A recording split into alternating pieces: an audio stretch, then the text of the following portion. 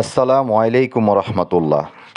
শুকরিয়া আদায় করি সেই সর্বশক্তিমান সৃষ্টিকর্তার, যে সর্বশক্তিমান সৃষ্টিকর্তা আমাকে আপনাকে সৃষ্টি করে এই দুনিয়াতে পাঠিয়েছেন।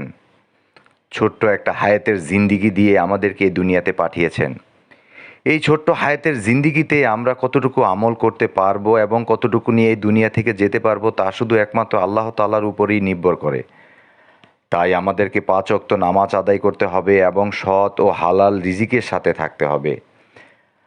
আমরা জানি আমাদের হাতের উপর কোনো কিছু নাই, সব কিছুই আল্লাহ তাআলার উপর নির্ধারিত।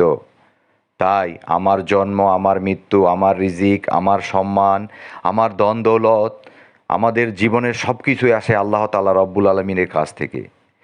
এই কথাটা সম্পূর্ণভাবে আমাদের মন থেকে বিশ্বাস করতে হবে এবং মানতে হবে। হে সর্বশক্তিমান সৃষ্টিকর্তা, আমি অতিরিক্ত ধন সম্পদ, টাকা পয়সা, গাড়ি বাড়ি কোনো কিছুই চাই না।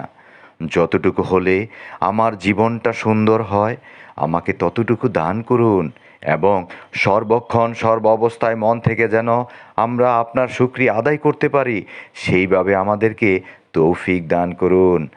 আমিন।